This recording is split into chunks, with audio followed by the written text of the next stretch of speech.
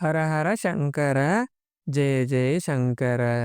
பெரியவா திருப்பாதம் சரணம்.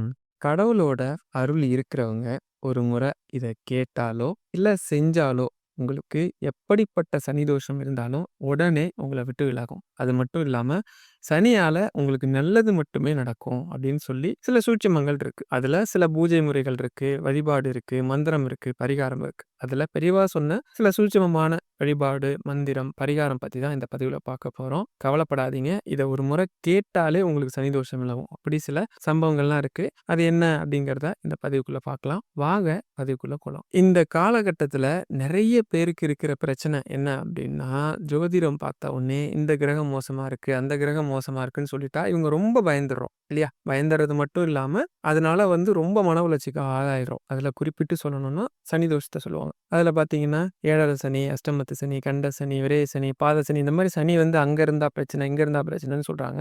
முதல்ல அது பிரச்சனையா இருக்கோ இல்லையோ ஒரு விஷயத்த நல்லா புரிஞ்சுக்கங்க. எப்பவுமே பிரச்சனை அப்படின்னு ஒண்ணு இருந்தது அப்படின்னா, தீர்வுன்னு ஒண்ணு இருக்கும். விதி அப்படின்னு ஒண்ணு இருக்கு அப்படின்னா, விதிவிலக்குன்னு ஒண்ணு இருக்கும். இது உங்களுக்கு கொஞ்சம் புதுசா இருக்கலாம். உங்களுக்கு புரியிற மாரி ஒரு சின்ன எளிமையான உதாரணத்திலேருந்தே சொல்றேன். பின்னாடி நெறைய கதைகள் சொல்லப் போறேன். வழிபாடுகள் சொல்லப் போறேன். மந்திரம் சொல்லப் போறேங்கிறதால கொஞ்சம் ஷார்ட்டா சொல்றேன். விதி அப்படின்றது என்ன அப்படின்னா, பிறந்த உயிர்கள் அனைத்தும் இறந்து போகணுங்கிறது விதி இல்லையா? இத யாருமே ஜெயிக்க முடியாது. இந்த விதிக்கு விதிவிலக்கே கிடையாது. அப்படின்னு நெறைய பேர் வாதாடுவாங்க. ஆனா இதுக்கு கூட விதிவிலக்கு இருந்திருக்கு. நம்ம படிக்கிறோம். 7 சிரஞ்சீவிகள் இருந்தாங்க அப்படின்னு சொல்லிட்டு. அதுல நம்ம எல்லாருக்கும் தெரிஞ்ச கதை மார்க்கண்டேய மகரிஷியோட கதை. அவருக்கு என்ன விதி இருந்தது? அவங்க அப்பா, அம்மாவும் ரொம்ப பெரிய சிவபக்தர்கள். அதுலயும் அவங்க அப்பா ரொம்ப தவசீலர். அவருக்கு ஒரே ஏக்கம். என்ன? குழந்தை இல்லங்கிறது. சிவபெருமான்ட்ட தினமும் கேட்டுட்டு இருக்கும்போது, ஒரு நாள் கனவுல 2 பேர் கனவுலயும் ஒரே நேரத்துல வராங்க. 100 வருஷம் வாழக்கூடிய ஒரு அயோக்கியன் வேணுமா? 16 வயசு மட்டுமே வாழக்கூடிய ஒரு நல்ல ஆத்மா. அதாவது நல்ல மனிதன் வேணுமா?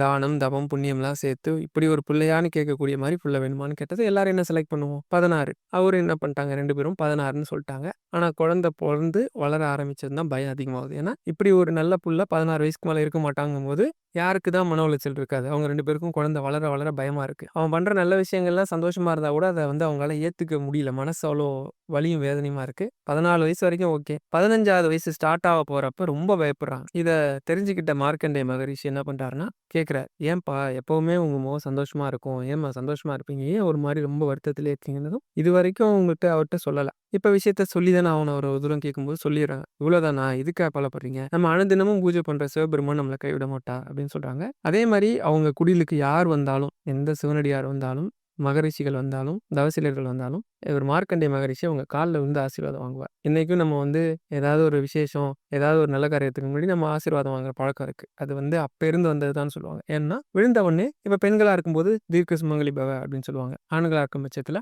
தீர்காயுஷ்மான் பவ அப்படின்னு சொல்லுவாங்க. அதனா என்ன அர்த்தம்? நீண்ட ஆயுளோட வாழணும்னு அர்த்தம். இது சுமங்கலியா வாழணும்னு அர்த்தம். இல்லையா? இப்படி அவங்க ஆசீர்வாதம் அவர் வாங்குவார். அந்த பழக்கம் உண்டு. இத தெரிஞ்சுக்கிட்ட உடனே இவர் என்ன பண்றாரு? ஒரு கோயிலா போயி என்ன பண்றாரு? தரிசனம் பண்ணிட்டு அங்க பிரார்த்தனைலாம் பண்ணிக்கிட்டே வராரு. இப்படி வரும்போது அவரோட ஆயுள் முடிய போற அன்னைக்கு திருக்கடையூர்ல இருக்க அமிர்தகடேஸ்வரர் கோயில்ல சாமி முன்னாடி அவரு வழிபாடு பண்ணிக்கிட்டு இருக்கும்போது, யமதர்மராஜா வந்துடுறார். ஏன்னா, இவரு பல புண்ணியங்கள் பண்ணியிருக்கிறாரு. பல மந்திரங்கள் சொல்லியிருக்கிறாரு. பல நல்ல விஷயங்கள் பண்ணியிருக்கிறதால புண்ணியாத்மா அவர எடுக்கிறதுக்கு இவரே வரும்போது, இவரு கண்ணுக்கு தெரிஞ்சிடுறார். உடனே இவரு பயந்துகிட்டு போய் சிவலிங்கத்த கட்டிப்பிடிச்சுப்பாரு. யமதர்மராஜா என்ன பண்ணிடுவாரு? பாசக்கயிற சிவலிங்கத்தோட சேர்த்து வீசிருவாரு. அவருக்கு கோவம் வந்துரும் சுவாமிக்கு. உடனே தன்னோட நெற்றிக் கண்ண தொறந்துருவாரு. யமதர்மராஜாவும் அந்த இடத்துல அழிஞ்சிருவாரு. இவர ஆசீர்வாதம் பண்ணி என்றும் 16ஆ வாழுன்னு அனுப்பிச்சிடுறாரு. அதுக்கப்புறம் நமக்கு தெரியும். யமதர்மராஜா இல்லாததுனால பூமி ரொம்ப வெயிட் அதிகமாகி போச்சுன்னு சொல்லி மறுபடியும் அவருக்கு உயிர் குடுத்து அவரோட வேலைய குடுத்ததா அப்படின்னு சொல்லுவாங்க. அது வேற கதை. இப்ப இந்த கதையிலேருந்து 2 விஷயம் புரிஞ்சுக்கங்களேன். 1 நல்ல மனிதர்களோட ஆசீர்வாதம், அந்த வாக்கு பலிக்கும் அப்படிங்கிறது. 2வது கடவுள சரணடைஞ்சுட்டா, அது எப்பேர்ப்பட்ட விதியா இருந்தாலும் அத காப்பாத்திருவார். சிவபெருமான் தானே சொன்னாரு, அவருக்கு 16 வயசுன்ட்டு. அதே சிவபெருமான் அவருக்கு சிரஞ்சீவியா வாழ்ற வரத்த குடுத்தாரு இல்லையா? அதனால பரிபூரணமா சரணடையணும் அப்படின்னு சொல்றோம். இப்படி நம்ம கடவுள ஒரு பரிபூரண சரணாகதி பண்ணும்போது, நமக்கு எந்தவித பிரச்சனையும் நேராது அப்படிங்கிறது அந்த கதையோட முக்கியமான விஷயம். இப்ப சனி பகவான் விஷயத்துக்கு வருவோம். இப்ப சனி பகவான பொறுத்தளவுக்கு நெறைய பேர் சொல்லுவாங்க. அவர் நீதிமான், தர்மவான், கடமை தவறாதவர்ன்னு. இந்த விஷயத்த நோட் பண்ணி வச்சுக்கோங்க. நீங்க நீதி தவறாம, கடமை தவறாம, தர்மம் பண்ணக்கூடிய நபரா இருந்தா, உங்க பக்கமே அவர் வரமாட்டார். நெறைய பேருக்கு பிரச்சனையே இங்க தான் ஆரம்பிக்குது. இதுல 3 கேட்டகரில நம்ம வந்துட்டோம்னா, எந்த கிரகமும் இவருன்னு இல்ல, எந்த கிரகமும் உங்கள எதுவுமே செய்ய முடியாது. நம்ம மகாபாரதத்துல இருக்க கர்ணன் கதை நமக்கு தெரியும். ஆளப்பட்ட கிருஷ்ண பரமாத்மாவே ஆப்போசிட்ல இருந்து கூட அவரோட உயிர் எடுக்க முடியாது. ஏன் அப்டின்னா, அவர் செஞ்ச தர்மம் அவர தலைய காத்து நிக்கும். கடைசியா கிருஷ்ண பரமாத்மா என்ன பண்ணுவாரு? யாசகமா நீ பண்ண தர்மத்தோட புண்ணியத்த குடு அப்டின்னு சொல்லி கேட்டதுக்கு அப்புறம் தான் அவர் உயிரே போகும்போது, அப்ப தர்மம் எப்பேற்பட்டது அப்டின்னு தெரிஞ்சுக்குவாங்க. பெரியவா வாழ்ந்த காலத்துல பெரியவா மடத்துல கூட்டம் இல்லாதப்ப தொண்டர்கள் கூட பேசிக்கிறது உண்டு. அப்படி பேசும்போது ஒரு தொண்டர கூப்பிட்டு கேட்கிறார். "ஏன்டா நம்ம மடத்துல காக்காயே வரதில்லையே! என்ன சமாச்சாரம்?" அப்படின்னதும் அப்ப ஒரு தொண்டர் பவ்யமா பெரியவாட்ட சொன்னாராம். "பெரியவா ஈஸ்வர அம்சம். அதனால காக்கை சனீஸ்வர அம்சம். இங்க வரத்துக்கு பயம்." அப்படின்னதும் பெரியவா சிரிச்சுட்டு, "அப்படியா?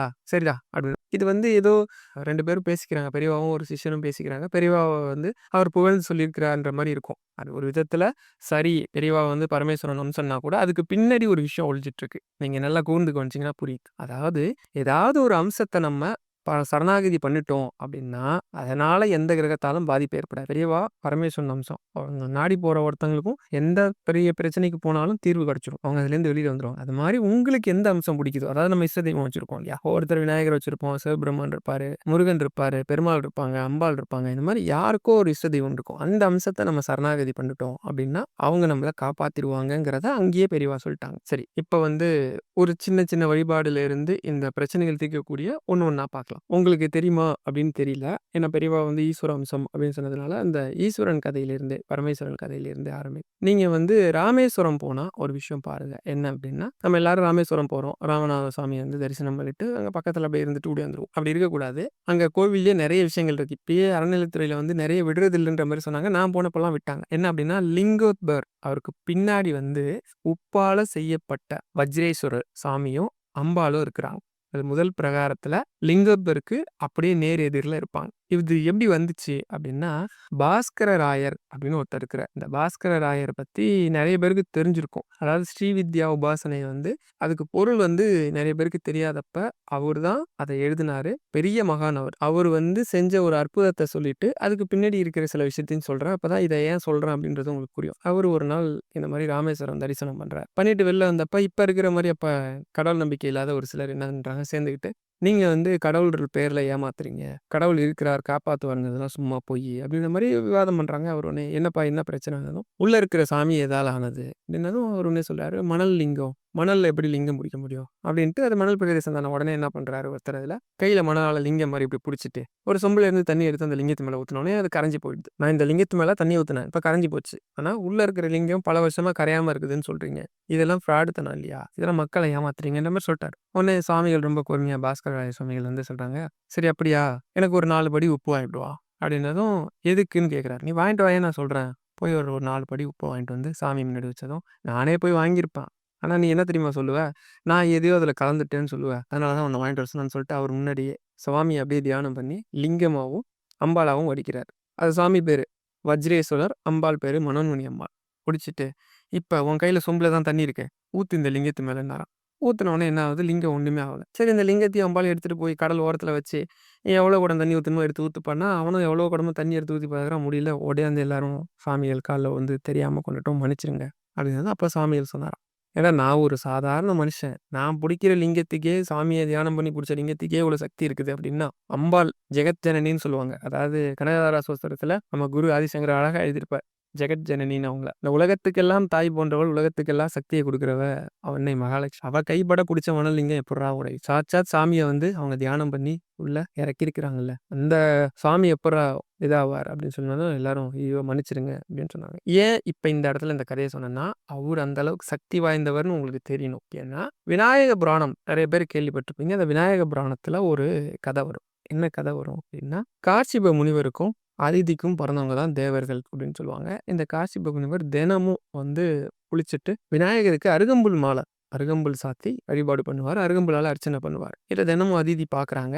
உடனே ஒரு நாள் கேட்குறாங்க, "சாமி நீங்க தினமும் அருகம்புல்லால அர்ச்சனை பண்றீங்க. நான் பார்க்குறேன். நம்ம பசங்க தேவர்கள், தேவாதி தேவர்கள் எல்லாமே நம்ம பசங்க தான். நீங்க எது கேட்டாலும் குடுப்பாங்க. இந்த உலகத்துல கிடைக்காத பெரிய அற்புதமான பொருட்கள்லாம் தேவலோகத்துல இருக்குது. அதுல ஏதாவது ஒண்ண கேட்டு தினமும் ஒரு ஒரு பொருளா சாமிக்கு அர்ச்சனை பண்ணலாம். ஆனா நீங்க அருகம்புல்லால அர்ச்சனை பண்றீங்களே! அப்படி அருகம்புல் ரொம்ப விசேஷமானதானதும், நான் பூஜைய முடிச்சுட்டு உனக்கு பதில் சொல்றேம்மான்னு சொல்லிட்டு போய் என்ன பண்ணுவார் அப்படின்னா, சாமிக்கு சகஸ்ரநாமம் விநாயகருக்கு 1000 பேர் இருக்கு. அந்த 1000 பேர்கள சொல்லி அர்ச்சனை பண்ணுவார். நம்மளும் சொல்லலாம். சொல்ல தெரிஞ்சா சொல்லலாம். சொல்லலன்னா பரவால்ல. ஒரு 16 பேர் இருக்கு. விநாயகரோட சிறப்பு வாய்ந்த 16 பேர்கள் இருக்கு. முடிஞ்சா இங்க குடுக்குறேன்.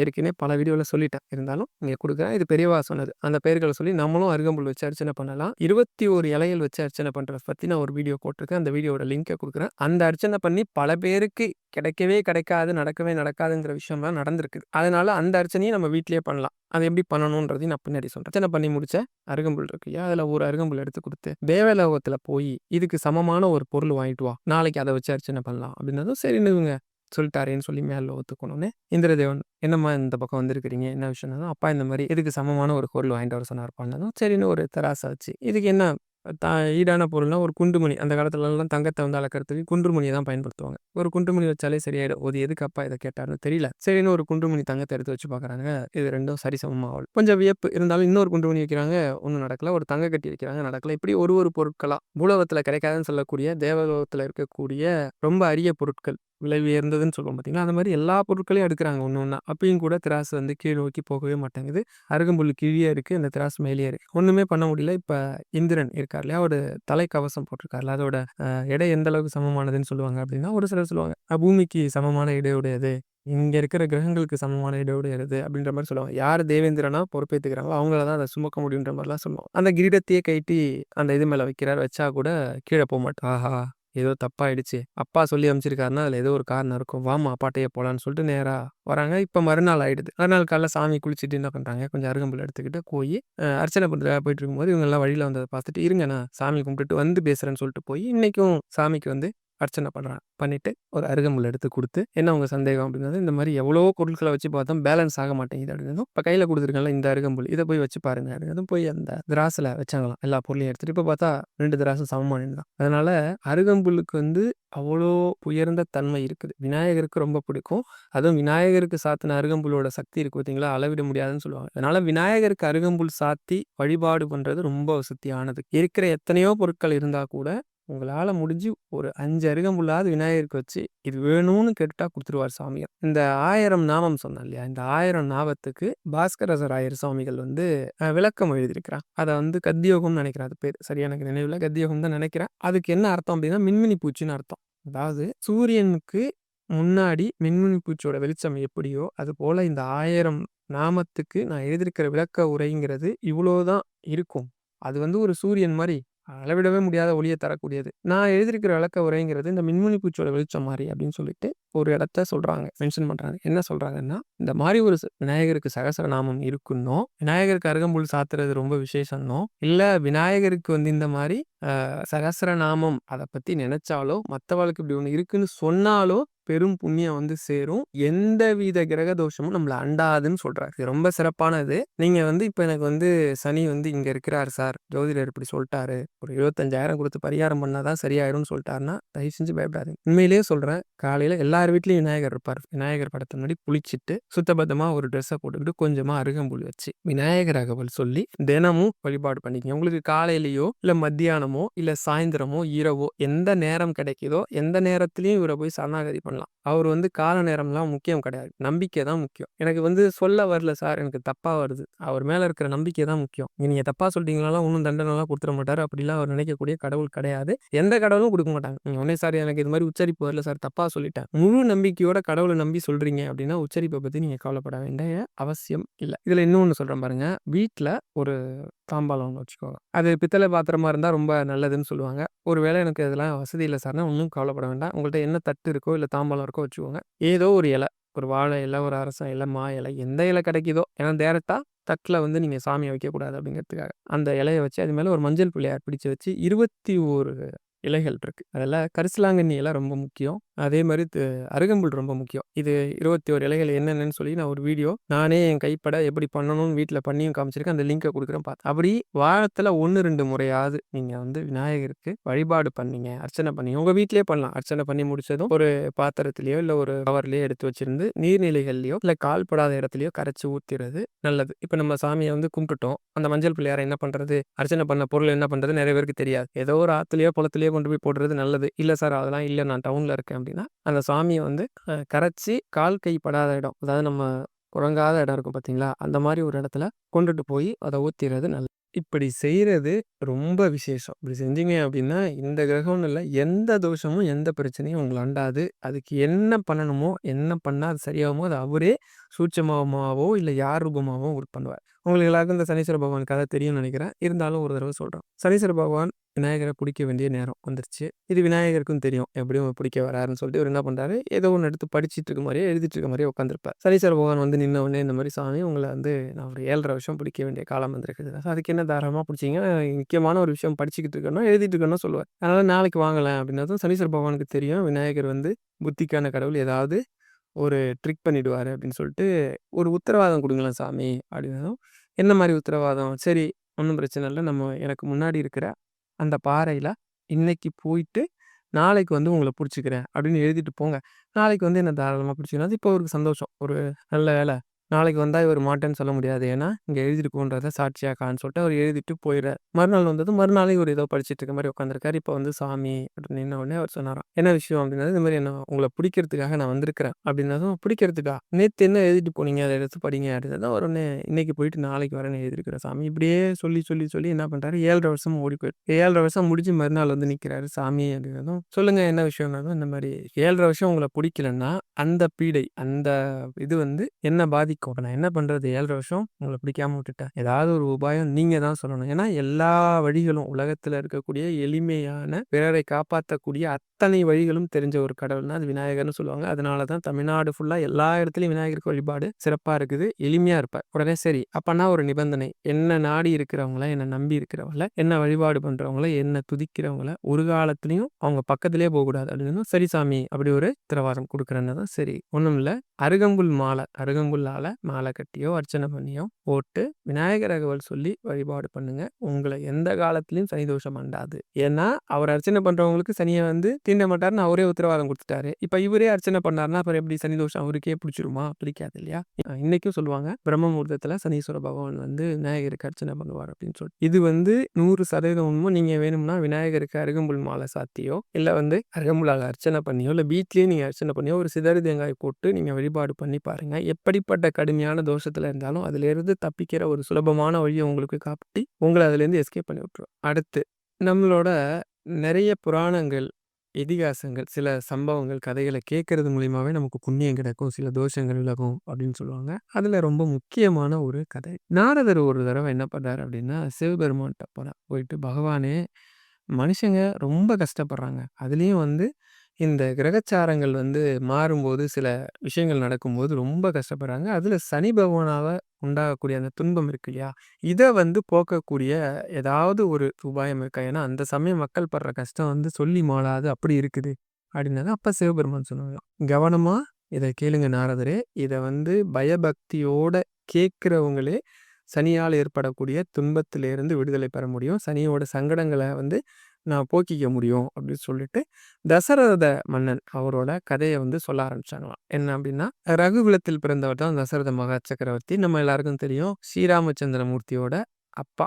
அந்த தசரத சக்கரவர்த்தி ஆட்சி பண்ணிட்டு இருக்கிற காலத்துல சனி பகவான் வந்து ரோகிணி நட்சத்திரத்துல, அதாவது ரிஷப ராசியில பிரவேசிக்கிற காலம் வந்துருச்சு. இப்ப வந்து சனி பகவான் ரோகிணி நட்சத்திரத்துல அந்த சஞ்சரிக்கக்கூடிய காலத்துல மிக கொடிய பஞ்சம் வரப்போது. 12 வருஷம் பூலோகம் வந்து ரொம்ப பெரிய துன்பத்துக்கு ஆளாவ நேரிட போகுது அப்படிங்கிறது எல்லாருக்கும் தெரிஞ்சு போச்சு. தெரிஞ்சு போனோனே இத கேள்விப்பட்ட தசரத மகா சக்கரவர்த்தி வந்து என்ன பண்றாருன்னா, தன்னோட அந்த மந்திரி சபை இருக்கும் இல்லையா? கூப்பிட்றாங்க. அதாவது குரு வசிஷ்ட முதலான ரிஷிகள் எல்லாரையும் சேர்த்து அ கூட்டி ஒரு ஆலோசனை பண்றார். இந்த பூலோகத்த துன்பம் சனி பகவானால ஏற்படக்கூடிய அந்த கடும் பஞ்சம் ஏற்படாம தடுக்க முடியுமா? அப்படின்னு அதுக்கு வசிஷ்டர் குலகுரு சொல்றாரு. இது வந்து பிரஜைகள் வந்து துன்பப்படுற காலம். இத தடுத்து நிறுத்துறதுங்கிறது பிரம்மாவால கூட முடியாத விஷயம். அதனால இத அப்படியே விட்டுறது தான் நல்லது அப்படின்னதும் தசரத சக்கரவர்த்திக்கு இத ஏத்துக்க முடியல.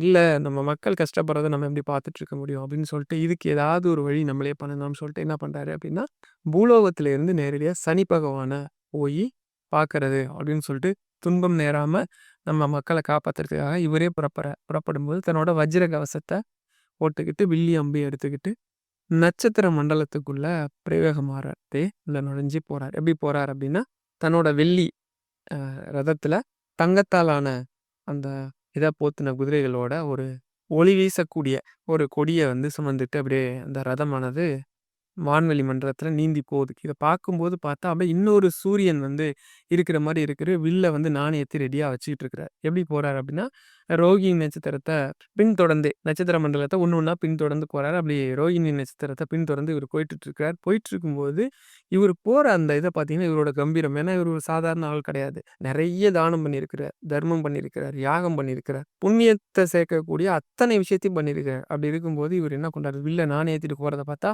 தேவர்கள், அசுரர்கள் கூட பயப்படுறாங்க. அப்படி பயந்து நடுங்குற சமயம் கரெக்ட்டா இவரு வந்து அந்த நட்சத்திரத்த பின்தொடர்ந்து போனப்ப, சனீஸ்வர பகவான் நேருக்கு நேர் அப்படியே வந்துறாரு. தசரதர பார்க்குறார். ஆனா, சனியோட பார்வை பட்டு கூட தசரத சக்கரவர்த்திக்கு எதுவுமே ஆவல. ஏன்னா, பொதுவா சனி பார்வை பட்டுது அப்படின்னாலே அவங்க வந்து எரிஞ்சு சாம்பல் ஆயிடுவாங்கன்னு சொல்லுவாங்க. அப்படி இருந்து கூட இவருக்கு எதுவுமே ஆவல. சனீஸ்வர பகவான் இவர பார்த்து புன்னகையோட சொல்றாராம், "ஏ ராஜா, உன்னோட வீரம் வந்து எதிரிகளுக்கெல்லாம் சிம்ம சொப்பனம். என்னை எதிர்க்கிறதுக்கு யாருமே துணிஞ்சது கிடையாது. என் பார்வை பட்டாலே அவன்லாம் எரிஞ்சு சாம்பல் ஆயிடுவான். ஆனா நீ வந்து நெறைய புண்ணியம் பண்ணியிருக்கிற. நெறைய யாகங்கள் பண்ணியிருக்க. புண்ணிய காரியங்கள் நெறைய பண்ணியிருக்க. அதன் காரணமாவே என் பார்வை பட்டு நீ இன்னும் கம்பீரமா நிக்கிற. இதுக்காகவே என்னை எதிர்த்து வந்திருக்கிற. அதுவும் உன் நாட்டு மக்களுக்காக. உன் புண்ணிய பலனின் காரணமா நீ என் முன்னாடி நிக்கிற. இந்த விஷயத்துக்காகவே நான் உனக்கு வரம் தரேன். என்ன வரம் வேணும்னு கேளுன்ட்டான். உடனே தசரத மகா சக்கரவர்த்தி என்ன கேட்குறாருன்னா, சனி பகவானே, ஒரே ஒரு வரம் தான் வேணும்.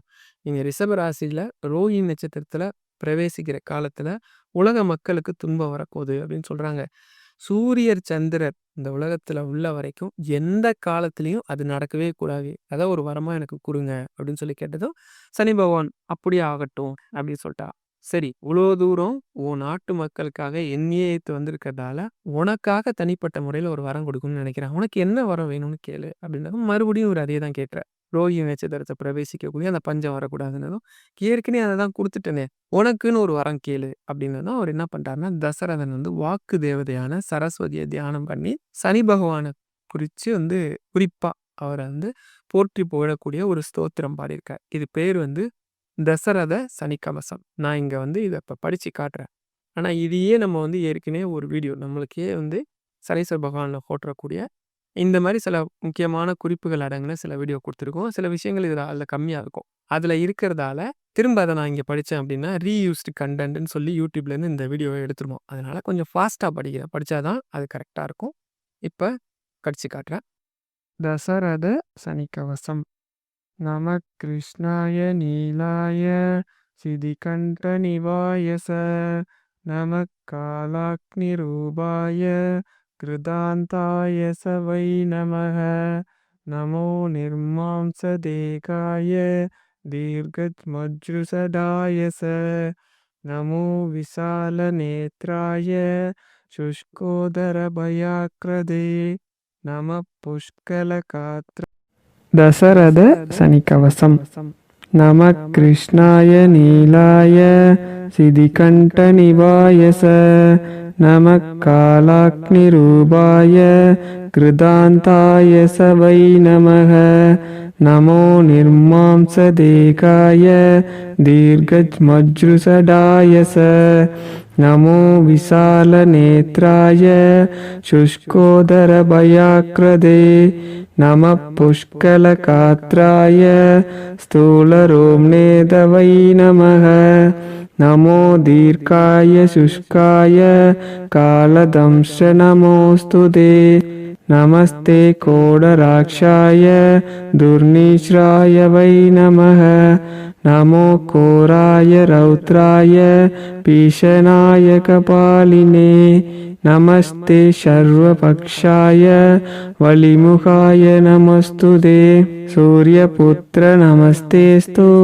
பாஸ்கரே பயதாய ச அதோத்ருஷ்ட நமஸ்தேஸ்து சம்மர்த்தக நமஸ்துதே நமோ மந்தகதே துப்யம் நிஸ்த்ரிம்ஷாய நமஸ்துதே தபக்ஷாதக்ததேயாய நித்யம் யோகரதாய ச நமோ நித்யம் சதுர்த்தாய அப்ருதாதச வை நமः ஞானசசுர்நமஸ்தேஷு கச்யபாத்மஜசூனவே துஷ்டோ ததாசி வைராஜம் ருஷ்டோ ஹரக்ஷி தக்ஷணாத் தேவாஸ்ர மனுஷ்யாஸ்ய சித்த வித்யாரோரஹாக त्वाय विलोहिनादः सर्वे नाशं यान्ति समूलदः प्रसादं गुरु मे देव वरार्होऽहमुपाहत एवं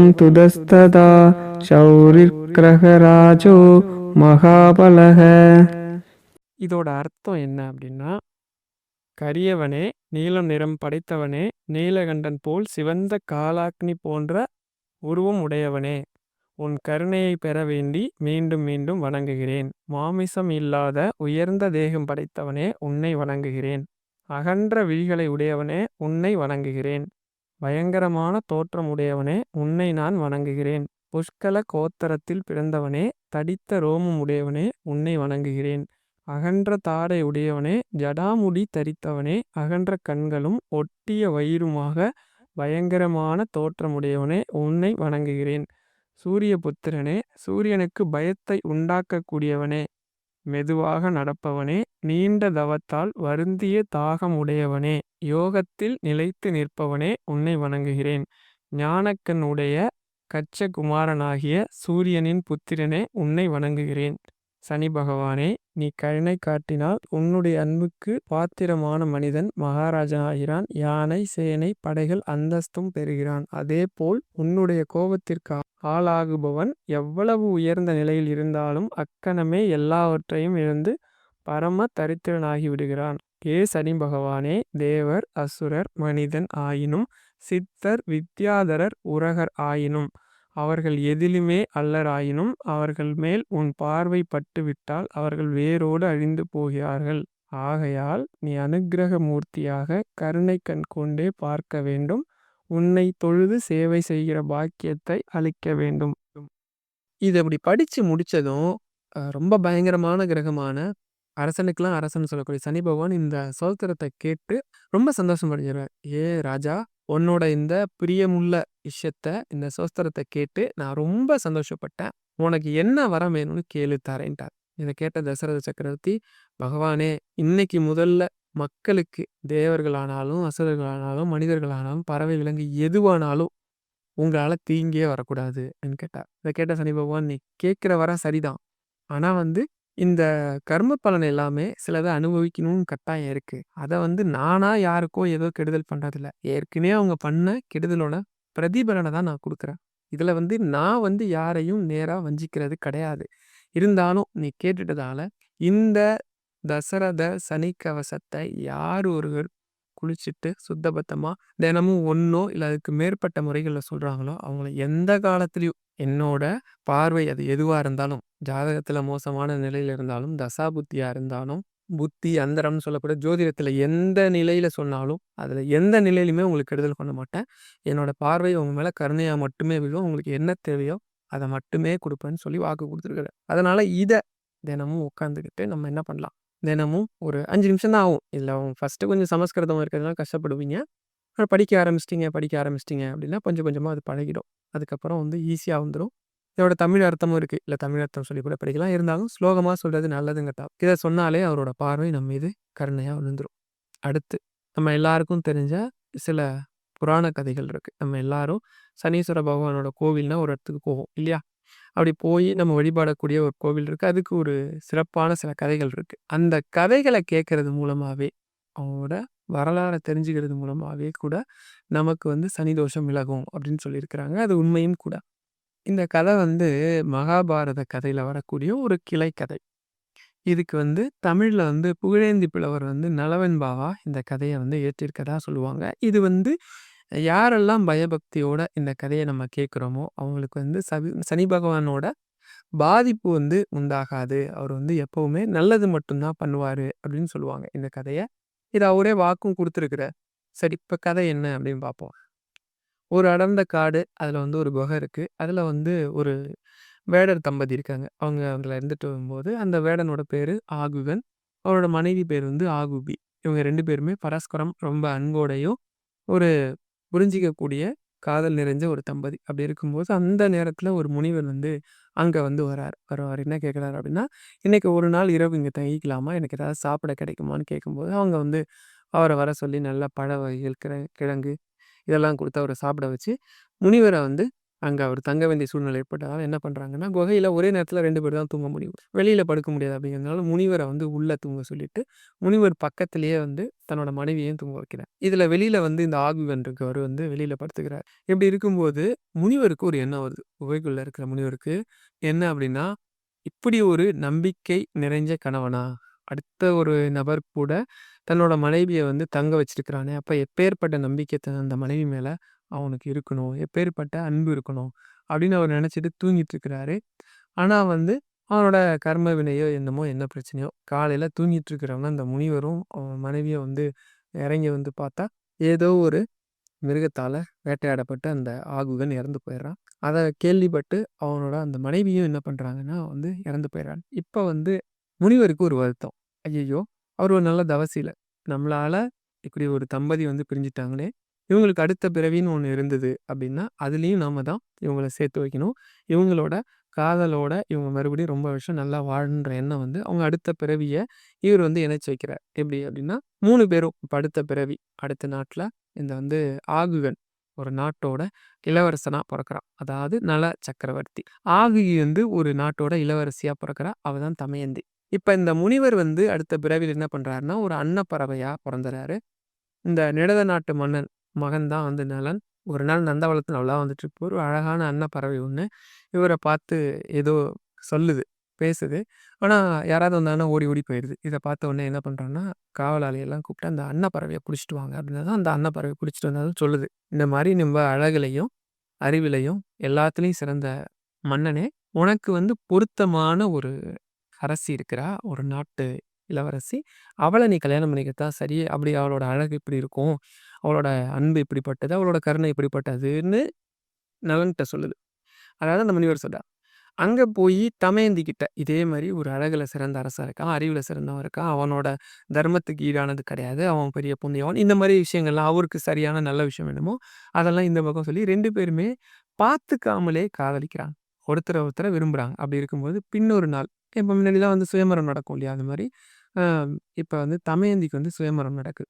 இவங்க 2 பேரும் விரும்புற விஷயம் வந்து ராஜாவுக்கு தெரியாதனால சுயம்பரம் ஏற்பாடு பண்ணிடுறாரு. இந்த சுயம்பரத்துக்கு பல நாட்டு ராஜாக்கள், இளவரசர்கள்லாம் வராங்க. அதுல தேவர்களும் வந்துர்றாங்க. இப்ப இதுல வந்து தேவர்களுக்கு தமயந்தி நலன விரும்புறது விஷயம் தெரியும். அதனால என்ன பண்றாங்க, அவங்க தேவர்கள் எல்லாமே நலன் மாரி உருவத்துல உருமாறி வராங்க. இதுல சனீஸ்வர பகவானும் ஒருத்தர் வரதா சொல்லுவாங்க. இப்படி சுயம்பரத்துல வந்திருக்கிற எல்லாரையும் பார்த்துட்டு வர தமயந்தி சரியான நலன கண்டுபிடிச்சு அவரோட கழுத்துல மாலை போட்டுருவா. எப்படி அப்படின்னா, தேவர்கள் வந்து கண் இமைக்க மாட்டாங்க.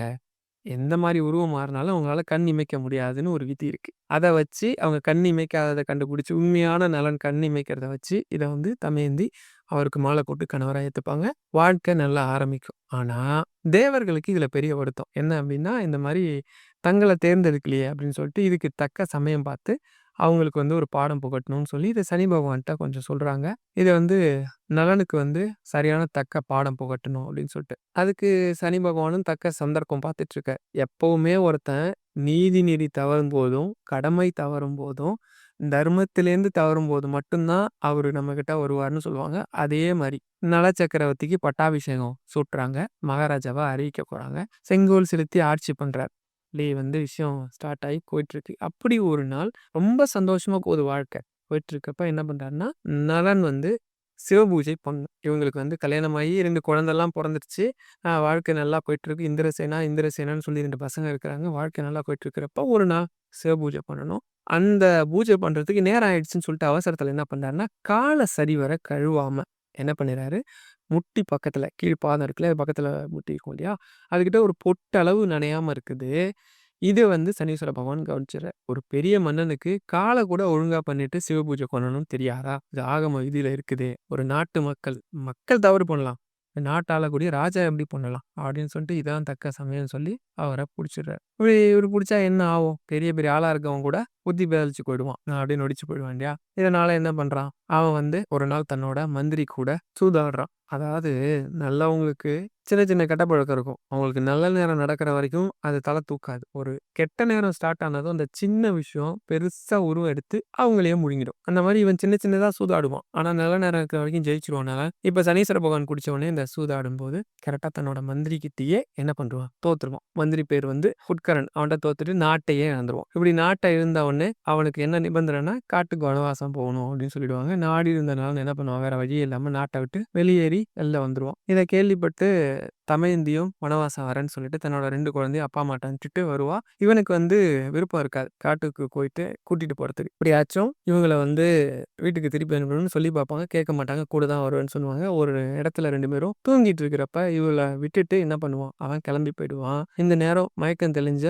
இந்த தமயந்திய ஒரு வேடன் துரத்துவான். வேற வழியே இல்லாம இவங்க வேற ஒரு நாட்டுல போயி வேலை செஞ்சு பொழைக்கிற சூழ்நிலை வந்துரும். இத தெரிஞ்சுக்கிட்ட தமயந்தியோட அப்பா என்ன பண்ணுவாருன்னா, தக்க சமயம் பார்த்து அவங்க கூட்டிட்டு வீட்டுக்கு போயிடுவார். இப்படி போனதும் இப்ப நலனுக்கு என்ன ஆயிருக்கும் இந்த பக்கம் அப்படின்னா, நலன் வந்து ஒரு அடர்ந்த காட்டு வழியா போயிட்டு இருப்பான். அலைஞ்சு திரிஞ்சுட்டு இருப்பான். அப்பா வந்து என்ன காப்பாத்துங்க, காப்பாத்துங்கன்னு யாரோ கூப்பிடுற மாரி இருக்கும். அந்த குரல் அந்த திசைய நோக்கி பார்த்தா, மரம் தீப்பிடிச்சு எரிஞ்சிட்டு இருக்கும். அதுல ஒரு பாம்பு மாட்டிக்கிட்டு இருக்கும். அந்த பாம்ப தன்னை காப்பாத்துறபடி கெஞ்சும். அவன் என்ன பண்ணுவான்னா, அத வந்து விஷமுள்ள பாம்பு அப்படின்னா கூட ரொம்ப கஷ்டப்பட்டு அத காப்பாத்திருவான். அந்த பாம்போட பேரு கார்கோடகன். அந்த பாம்பு என்ன சொன்னதுன்னா, நலன் பக்கத்துல வந்து பேசும். நான் வந்து இந்த மாரி நிலைமையில இருக்கேன்னு நலன் சொன்னதும், நலன் அது தீண்டிடும். தீண்டுன உடனே, "என்னப்பா உன்ன காப்பாத்துன எனக்கு இப்படி ஒரு நிலைமையா?" அப்படின்னதும், "இல்ல இல்ல இது உனக்கு உதவி பண்ணோம். இப்ப நீ வந்து கிழவன் ரூபத்த ஆயிடுவ. நான் உனக்கு ஒரு உடை தர்றேன். இந்த ட்ரெஸ்ஸ நீ எப்ப போடுறியோ, அப்ப வந்து நீ இழந்த இளமை வந்து உனக்கு திரும்ப வந்துரும்." அப்படின்னதும், அதே மாரி ஏன்னா இப்ப அவன் வந்து 12 வருஷம் வனவாசத்துல தான் யாருன்னு அடையாளம் தெரியாம தானே இருக்கணும். அதானே அவனுக்கு விதி. சரி இந்த அந்த வயோதிகமான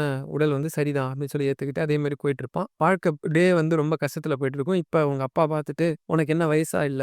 நீ எதுக்கு வந்து பிரிஞ்சு உன்ன விட்டுட்டு போன கணவன நெனச்சு ஏங்கிட்டு இருக்க? அதனால வந்து கண்டிப்பா உனக்கு இன்னொரு கல்யாணம் பண்ணி வைக்கிறேன்னு" சொல்லி கல்யாணத்துக்கு ஏற்பாடு பண்ருவாரு. இந்த விஷயம் எப்படியோ வந்து நலனுக்கு தெரிய வரும். தன்ன தேடி வந்துருவான் அப்படின்னு சொல்லி என்ன பண்ணுவாங்க, தமையந்தி காத்துட்டு இருப்பாங்க. ஏன்னா, இவங்க எதுக்கு ஒத்துக்கிறாங்கன்னா, இந்த விஷயம் காட்டுத்தீ மாரி பரவும். எப்படியாவது எங்கேயாவது ஒளிஞ்சிட்டு இருக்கிற அந்த நலனுக்கு வந்து இது காதுக்கு போகும். அவன் நம்மள தேடி வந்துருவான். ஏன்னா, இவன் எவ்வளவோ தேடி பார்த்து கூட அவன கண்டுபிடிக்க முடியாம போராடிட்டு இருப்பாங்க. இப்படி தன்னோட உருவத்த மறைச்சுக்கிட்டு இருக்கிற நலன் என்ன பண்ணுவான், அயோத்தி நாட்டோட மன்னனுக்கு தேரோட்டியா இருப்பான். இப்படி தன்னோட மனைவிக்கு வந்து சுயம்பரம், அதுவும் வந்து நம்ம இருக்கிற இந்த நாட்டு ராஜாவுக்கே அழைப்பு வந்திருக்கேன்னு சொல்லி மனம் உடைஞ்சு போவார். இப்படி உடைஞ்சு போறவர் வந்து, நம்ம ஒரு நாட்டு ராஜாவா இருந்து கூட இவ்வளோ கஷ்டப்படுறோமே, இது போக்குறதுக்கு வழியே இல்லையான்னு கேட்கும்போது தான், அப்ப ஒருத்தங்க சொல்லுவாங்க, இந்த மாரி சிவபெருமான வழிபாடு பண்ணுங்க, உடனே சரியாயிடும்.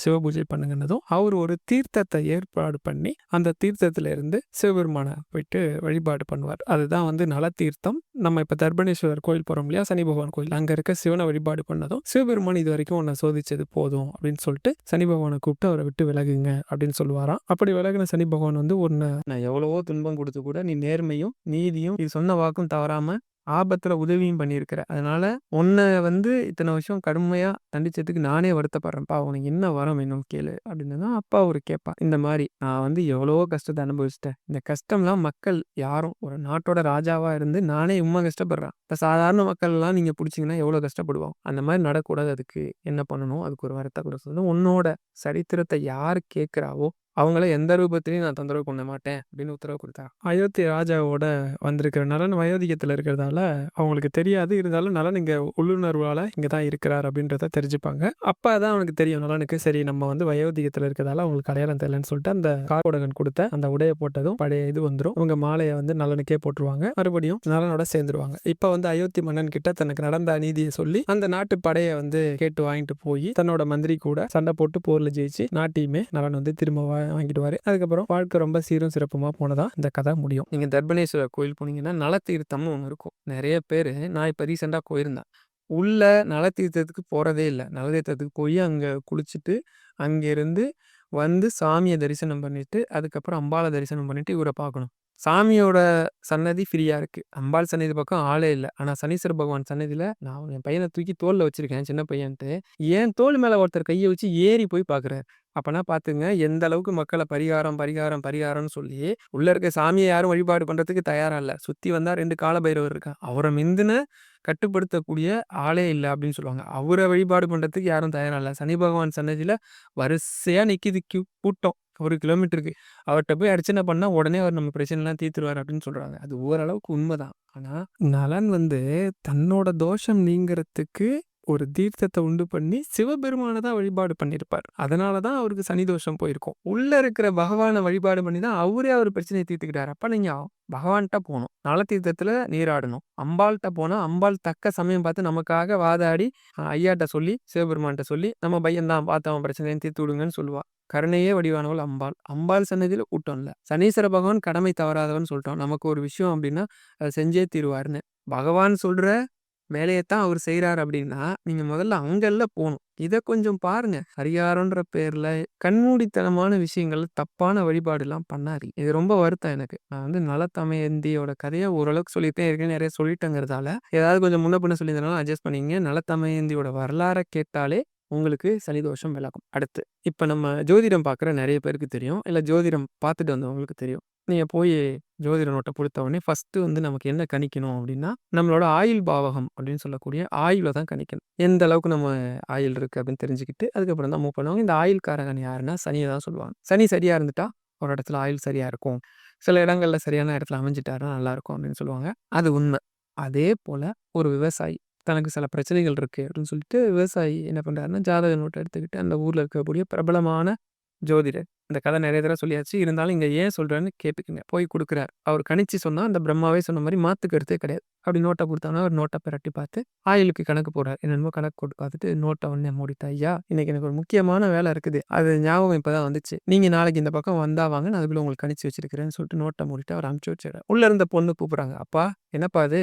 காலையில என்ட்ட சொல்லிட்டு போனீங்க. இன்னைக்கு ஃபுல்லா எந்த வேலையும் இல்ல. நான் வந்து ஜோதிடம் தான் பார்க்க போறேன்னு சொன்னீங்க. ஏன்பா அவர்ட்ட இப்படி சொன்னீங்க?" அப்படின்னதும் அவர் சொல்றாரு, "அம்மா, இன்னையோட அவரோட ஆயுள் முடியுது. இன்னைக்கு சாயந்தரம் 6 மணிய அவர் தாண்டுறதே கஷ்டம். அப்படி இருக்கு. அவரே கஷ்டத்துக்குன்னு என்ட்ட வந்திருக்கிறாரு. அவர்ட்ட போய் இப்படி இருக்குதுன்னு சொல்ற எனக்கு மனசு வரல. அதனால தான் நாளைக்கு வந்தா வாங்க அப்படின்னு சொல்லி அவர அனுப்பிச்சிருக்கிறேம்மா" அப்படின்னதும் இப்ப என்ன அர்த்தம்? அங்க சனி கெட்டு போயிருக்கா. அவரோட ஆயுள் முடிய போகுதுன்னு அர்த்தம். அதானே அர்த்தம். இப்ப நேரா அவர் என்ன பண்றாரு, வீட்டுக்கு நடந்து போயிட்டுருக்காரு. இந்த சம்பவம் நடக்கிறது எப்ப அப்படின்னா, ஒரு சாயந்தர வாக்குலன்னு வச்சுக்கோங்களேன். நடந்து போயிட்டுருக்காரு. ஒரு காட்டுப்பகுதி. நடந்து தான் போணும். தூரமா பார்த்தா எதுவுமே இல்லாத ஒரு சமவெளி. வெளிய நடந்து போயிட்டுருக்கவர் பார்த்தா, மேகங்கள்லாம் கருமேகமா இருக்கிறத பார்க்குறார். மழை வருமோ அப்படின்னு நினைக்கிறாரு. அவர் நினைச்ச மாரியே மழை சீரா தூறல் போடுது. தூறல் போட்டவனே ஒரு வேகமா நடக்க ஆரம்பிக்கிறார். சுத்தி முத்தியும் பார்க்குறாரு. எங்கேயாவது ஒதுங்குறதுக்கு இடம் இருக்கான்னா, தூரத்துல ஒரு மண்டபம் தெரியுது. உடனே மழை வலுக்கவும் இவர் வேகமா ஓடி போய் அந்த மண்டபத்துக்குள்ள நின்னுறார். நின்னவரு ஒரு மின்னலா வெட்டுது. அப்ப கூர்ந்து கவனிக்கிறார். இப்ப மணி 6 மணி நெருங்கிடுச்சு. கூர்ந்து கவனிக்கிறார். கவனிக்கும்போது பார்த்தா, அது பழைய மண்டபம் கிடையாது. ஒரு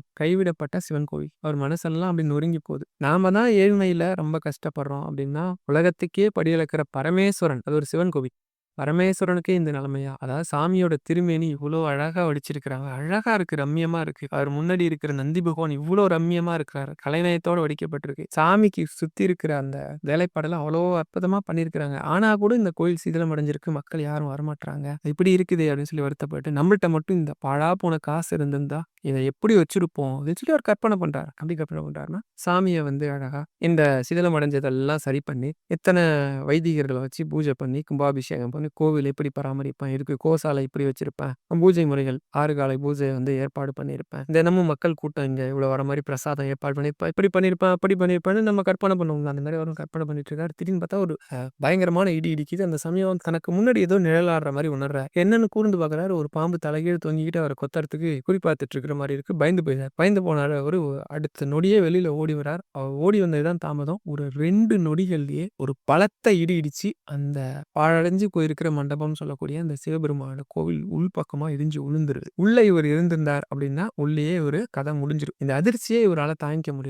உடைஞ்சு போன அந்த கல்லுல இருந்து தெரிச்சு வந்த ஒரு சின்ன கல்லு அவர் நெத்தியில பட்டு காயமாகி ரத்தம் வழியுது. ஆனா அதெல்லாம் கூட அவருக்கு வந்து பெரிய விஷயமா படல. அதிர்ச்சி இன்னும் மீளவே இல்ல. ஒரு 1/2 மணி நேரம் அப்படியே நின்னுட்டாரு. அதிர்ச்சியிலே உறைஞ்சு போய். அப்புறமா மழை தன் மேல படுறதும், ரத்தம் வரதையும் உணர்ந்து, அப்படியே மழையிலேயே நனைஞ்சுக்கிட்டு வீட்டுக்கு போய் வீட்ல விஷயத்த சொல்றாரு. எல்லாரும் பதறி போய் அவர கட்டி பிடிச்சுட்டு அழுகுறாங்க. நாம எந்த ஜென்மத்துல என்ன புண்ணியம் பண்ணோமோ, அதன் பலனா நமக்கு ஒரு நல்ல விஷயத்த பகவான் பண்ணியிருக்கிறான்னு சொல்லிட்டு, இப்ப மறுநாள் விடிஞ்சு விடியாதமும் ஜோதிடர் வீட்ல போய் நிக்கிறாரு. ஜோதிடர் இவர பார்த்து கை கால்லாம் வெலவெலத்து போகுது. ஏன்னா நேத்து 6 மணிக்கு மேல இவருக்கு ஆயுள் இல்லன்னு சொல்றது தான் ஜோதிடம் சொல்லியிருக்கு. இதுவரைக்கும் அவர் சொன்ன ஜோதிடம் பொய்யானதே இல்ல. அவரும் ஜோதிடம் நோட் எடுத்து மறுபடியும் கணக்கு பண்ணி பார்க்குறாரு. அதே தான் காட்டுது. சரி, இந்த பக்கம் இதுக்கு பரிகாரம்னு ஏதாவது இருக்குதா? அதாவது முறை இருக்குதான்னா 2 விஷயம் இருக்கு. என்ன அப்படின்னா, நம்ம புண்ணிய நதிகள் அத்தனையிலயும் நீராடி இருந்தா அவரோட அந்த கர்ம பலன் போகும்னு போட்டிருக்கு. இல்லன்னா ஒரு சிவன் கோவில் கட்டியிருந்தா இவருக்கு வந்து அந்த புண்ணியம் மூலமா பாவம் போகும்னு போட்டிருக்கு. இருக்கு. இது 2யுமே அவர் செஞ்சிருக்க முடியாது. ஏன்னா, அவரே இல்லாதவர். எல்லா நதியிலும் போய் நீராடுறதுக்கு பணம் வேணும். அதுக்கேத்த மாரி வசதிகள் வேணும். முடியாது. ஒரு சிவன் கோயில ஒரே நாள்ல கட்ட முடியாது. அப்படி கட்டுறதாவே இருந்தா கூட அவருக்கு பொருளுதவி வேணும். 2ம் கிடையாது. எப்புட்றா இவரு உயிரோட வந்தாருன்னு சொல்லி, ஐயா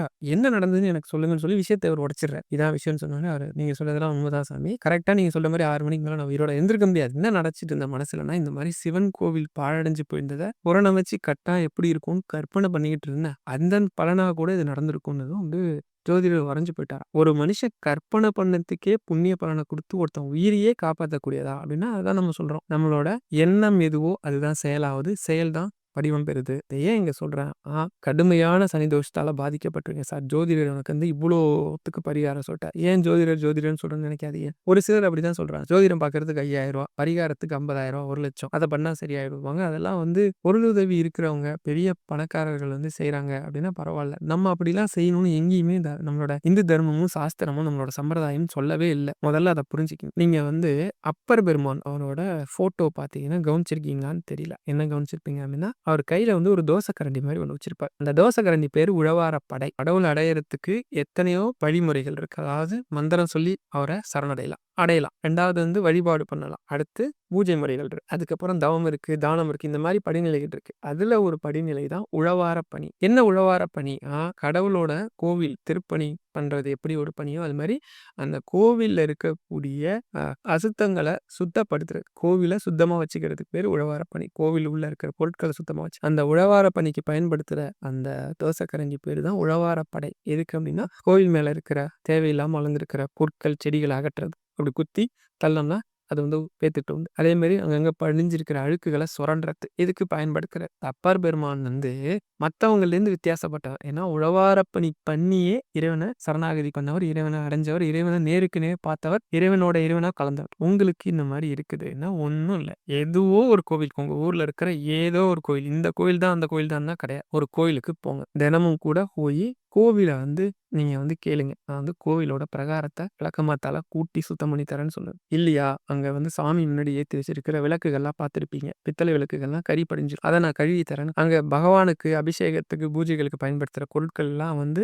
அப்பப்ப கரை படிஞ்சிருக்கும், அழுக்கா இருக்கும். அதெல்லாம் சுத்தப்படுத்தி குடுக்குறேன்னு கேளுங்க. பெண்களா இருக்கும் பட்சத்துல இதெல்லாம் பண்ணலாம். ஆண்கள் பண்ணக்கூடாதுன்னு ஒண்ணும் கிடையாது. நம்ம பண்ணணும்னு நமக்கு மனசு சுத்தமா இருந்தா பண்ணலாம். அடுத்து ஆண்களா இருக்கும் பட்சத்துல கோவில்ல இருக்கிற ஒட்டடைகள்லாம் அடிச்சு தரேன்னு சொல்லுங்க. வெளிப்பிரகாரத்தெல்லாம் இது கிளீன் பண்ணி தரேன்னு சொல்லுங்க. இந்த மாரி உங்களால முடிஞ்ச ஏதோ ஒரு திருப்பணி. ஏன் சொல்றேன்னா, ஒரு ஆள் கற்பனை பண்ணதுக்கே அவர் உயிர் காப்பாத்தப்படுது அப்படின்னா, கோவில்ல போய் நீங்க திருப்பணி பண்ணா அது எப்பேர்ப்பட்ட புண்ணியம்? என்ன சார் இது ஒரு விளக்க வந்து கழுவி குடுத்துட்டா பகவான் நம்மள காப்பாத்திருவாரான்னு கேட்றாதீங்க. நம்ம எல்லாம் கொஞ்சம் வாரத்துக்கு முன்னாடி ஓணம் பண்டிகை பத்தி பார்த்திருப்போம். ஓணம் வந்தது. அது மகாபலி சக்கரவர்த்திய மறுபடியும் பூமிக்கு கூப்பிடுற ஒரு வழிபாட்டு முறை. இந்த மகாபலி சக்கரவர்த்தி முன் ஜென்மத்துல ஒரு எலியா இருக்கிறாரு. எலி வந்து கருவறைக்குள்ள அப்படி இப்படி ஓடிட்டு தீனி எடுத்துட்டு ஓடிட்டு வரும்போது, கருவறையில எரிஞ்சிட்டு இருக்கிற ஒரு விளக்கு. நம்ம எண்ணெய் குறைய விளக்கோட திரி எரிஞ்சுக்கிட்டே உள்ள வரும் இல்லையா? அப்படி எரிஞ்சு உள்ள போயிட்டு இருக்க திரிய தன்னோட வால் திரியாம அது மேல பட்டுடுது. பட்டவுடனே சூடு தாங்க முடியாம அந்த வாள அப்படி திருப்பும்போது அந்த திரி மேல் நோக்கி தூண்டப்பட்டுருச்சு.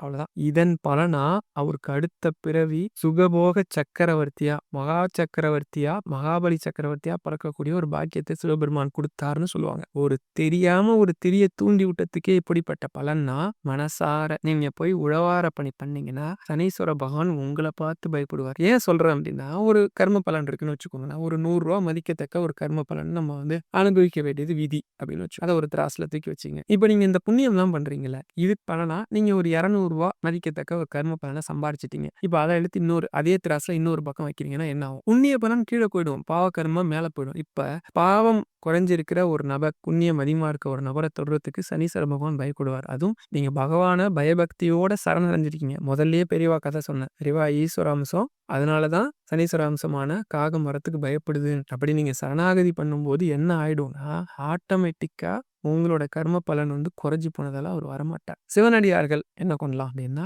கோளறு பதிகம் வேயிரு தோழி பங்கன்னு ஆரம்பிக்கக்கூடிய கோளறு பதிகம் படிக்கலாம். எந்த தோஷத்துக்கும் படிக்கலாம். நான் சொல்லல. பெரியவா சொல்லியிருக்கிறாங்க. அதுல முக்கியமா சனி தோஷத்துக்கு கோளறு பதிகம் படிங்க. சிவனை ரொம்ப பிடிக்கும் சார். காலையில கோயிலுக்கு போங்க. ஏதோ ஒரு உழவார பணி பண்ணுங்க. வாரத்துல ஒரு நாளாவது பண்ணுங்களேன். தினமும் முடியலண்ணா. ஏன் சனி, ஞாயிறு நம்ம ஃப்ரீயா தானே இருக்கோம். ஒரு நாள் பண்ணுங்களேன். அந்த ஒரு நாள் புண்ணியம் போதாதா நமக்கு? அதுவே பெரிய விஷயம். உட்காந்து கோளறு பதிகம் படிங்க. பகவான் மத்ததெல்லாம் பார்த்து. இல்ல சார் நான் வந்து முருகன வழிபாடு. நாள் என் செய்யும் வினைதான் என் செய்யும் என்னை நாடி வந்த கோள் என் செய்யும் கொடுங்கூற்று என் செய்யும்னு ஒரு பாட்டு இருக்கு. எல்லாரும் படிச்சிருப்பீங்க, கேட்டிருப்பீங்க. அந்த பாட்ட சொல்லி முருகன்ட்ட கேளு. முருகன்ட்ட இந்த பாட்ட சொல்லி நீங்க கேட்டீங்கன்னா, எந்த வினையும் உங்கள ஒண்ணும் பண்ணாது. எந்த கோளும் வந்து செய்யாது. நாளும் எதுவும் செய்யாதுன்றாரு. அதனால அந்த பாட்ட சொன்னீங்கன்னா, முருகனடியார்கள் வந்து சொல்லும்போது, எந்த தோஷமும் வேலை செய்யாது. குறிப்பிட்டு சனி தோஷம் வேலை செய்யாது. இருக்கிற அம்சத்திலேயே, சிவாம்சத்திலேயே ரொம்ப எளிமையா, உடனே கருணை காட்டக்கூடியவர் சிவன். இதுலயும் சில அம்சங்கள் இருக்கு. அதுல ஒரு அம்சம் காலபைரவர். இந்த காலபைரவர் வழிபாட நம்ம இன்னைக்கு இவ்ளோ தூரம் பிரபலமா பண்றதுக்கு காரணம் வந்து பிரபல ஆன்மீகவாதி ஐயா மிஸ்டிக் செல்வன் ஐயாவ தான் குறிப்பிட்டு சொல்லுவான். ஐயாவோட புக்லாம் கொஞ்சம் நான் படிச்சிருக்கேன். நிறைய விஷயங்கள் தெரிஞ்சு வச்சிருக்கேன் அவர் சொன்னது. அதுல ஐயா வந்து ஒரு உபதேசம் பண்ணியிருந்தாங்க. என்ன அப்படின்னா, ஓம் சிவ சிவ ஓம் அப்படின்னு ஒரு மந்திரத்தை யாரு வேணாலும் சொல்லலாம். இதுக்கு மந்திர உபதேசம்லாம் தேவையில்ல. யாரும் தீட்சைலாம் வாங்க வேண்டாம். இதை நம்ம சொல்லலாம் அப்படின்னு சொல்லியிருக்கிறாங்க. இந்த மந்திரத்தோட பெருமைகள் பத்தி ஐயாவே சொல்லியிருக்காங்க. இந்த மந்திரத்தை சொல்லும்போது மாபெரும் பலன்கள்லாம் கிடைக்கும் அப்படின்னு சொல்லியிருப்பாங்க. இதுல ஏன் இப்ப இந்த இடத்துல இதை சொல்ல வரேன்னா, ஐயா தான் காலபைரவர் வழிபாடு பத்தி ரொம்ப சிறப்பா சொன்னார். ஓம் சிவ சிவ ஓம் இருக்கு இல்லையா? யாரு வேணா சொல்லலாம். எந்த சங்கடத்துக்கும் சொல்லலாம். எந்த பிரச்சனைக்கும் சொல்லலாம். அதுக்கு வந்து எந்த விதிவிலக்கும் கிடையாது. இந்த மந்திரத்தை சொல்லிட்டு கொஞ்சம் பாலோ இல்ல தண்ணீரோ குடிச்சோமா அந்த மந்திர சக்தி நம்ம உடம்புக்குள்ளேயே ஊடுருவி இருக்கும் அப்படின்னு ஐயா சொல்லியிருப்பாங்க வழிமுறைகள். அதே மாதிரி நேரடியா தரையில உட்காந்து எந்த மந்திரத்தையும் சொல்லக்கூடாது. ஏன்னா பூமி காந்த சக்தி உடையது. அப்படியே நம்ம சொல்ற காந்த சக்தி மேல் நோக்கி எழும்பணும். அப்படி எழும்பாம நம்ம மந்திரம் சொல்லும்போது பூமி வந்து புவியீர்ப்பு விசை இருக்கிறதால அதுக்கு ஒரு காந்த சக்தி இருக்கு. கீழ் நோக்கி அந்த மந்திர சக்தியோட பலனை இழுத்துரும் உறிஞ்சிக்கும்னு சொல்லுவாங்க. நேரடியா உட்காம ஒரு தர்பை பாயோ இல்ல ஒரு ஆசனமோ வயசானவனா சேர்லயே உட்காந்துக்கிட்டு நம்ம கால் கூட தரையில படாம மேல எடுத்து வச்சுக்கிட்டு ஏதாவது காலுக்கு கூட ஒரு ஆசனம் மாதிரியோ இல்ல ஒரு பொருளோ வச்சுக்கிட்டு அது மேல வச்சுக்கிட்டு கூட சொன்னீங்கன்னா அது முழு பலன் நம்ம உடம்புல தங்கி இருக்கும். ரெண்டாவது இந்த மந்திரத்தை ஒவ்வொரு நாள் ஞாயிற்றுக்கிழமை சொன்னா ஒரு பலன், திங்கட்கிழமை சொன்னா ஒரு பலன், இது மாதிரி ஒவ்வொரு நாள் சொல்லும்போது ஒரு பலன் இருக்கு. சனிக்கிழமை சொல்லும்போது சனி தோஷங்கள் நம்மள தொடவே தொடாது அப்படின்னு ஐயா சொல்லியிருக்காங்க. எல்லா மந்திரத்துக்கும் ஒரு குரு இருக்கு. இதுவும் 1,00,000 முறைக்கு மேற்பட்டு போகும்போது அதோட சக்தி வெளிப்பாட நம்மளால உணர முடியும்னு சொல்லியிருக்காங்க. இதை வந்து எல்லாரும் எளிமையா சொல்லலாம். இதுல ஒன்றும் பெரிய கஷ்டம் கிடையாது. இதுல முக்கியமான விஷயம் என்னன்னா, சிவன் கோயில் போனீங்க அப்படின்னா சிவ சிவ அப்படின்னு எழுதியிருக்கும். இது ஏன் சிவ சிவன்னு எழுதியிருக்கு? ஒண்ணு ஓம் நமக் சிவாயன்னு எழுதியிருக்கணும்.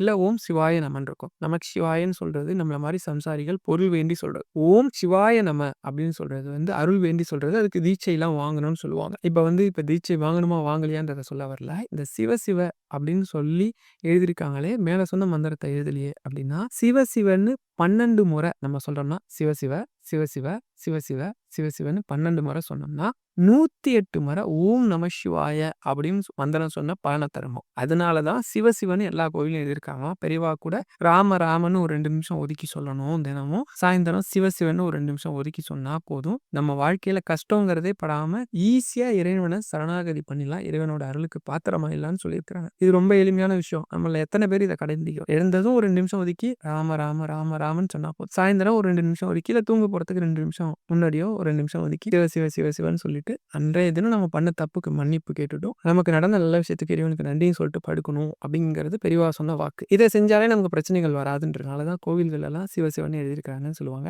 காலபைரவர் விஷயத்துக்கு வரும். காலபைரவர் தான் காலத்தை நிறுத்தி வைக்கக்கூடிய கடவுள். அவரோட கட்டுப்பாட்டுல தான் நவகிரகமும் இருக்கு. இவர் வந்து சனீஸ்வர பகவான் யாருமே வந்து இவருக்கு வந்து இதெல்லாம் சொல்லி தர மாட்டேன்ட்டாங்க. வேத ஆகமங்கள்லாம் சொல்லி தர மாட்டேன்ட்டாங்க. சாஸ்திர சம்பிரதாயத்தெல்லாம் சொல்லி தர மாட்டேன்னு சொல்லும்போது அவரை நிராகரிக்கும் போது அவருக்கு பயந்துகிட்டு இருந்தாரு. எங்க நம்ம மேல ஏறி உட்காந்துருவாரோ.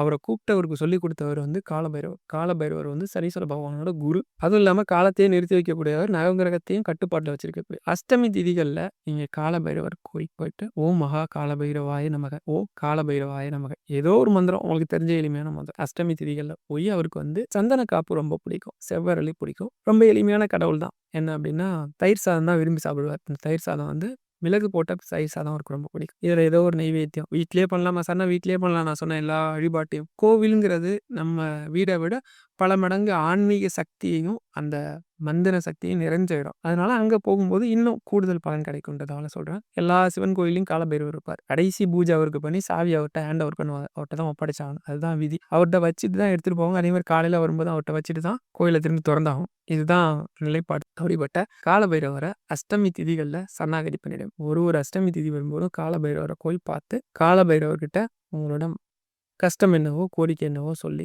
வழிபாடு கொண்டதை வழக்கமா வச்சுக்கிட்டீங்கன்னா சனி பகவானோட தொந்தரவு உங்களுக்கு இருக்கவே இருக்க. சனி பகவான் மட்டும் கிடையாது, நவகிரகத்துல எந்த கடவுளோட தொந்தரவுமே இருக்கா. கடைசியா வந்து இப்ப நான் வந்து எல்லாத்தையுமே சொல்லிட்டேன். என்ன சொல்லிட்டேன்னா, விநாயகர் வழிபாடு சொல்லிட்டேன், சிவபெருமான்னு சொல்லிட்டேன்.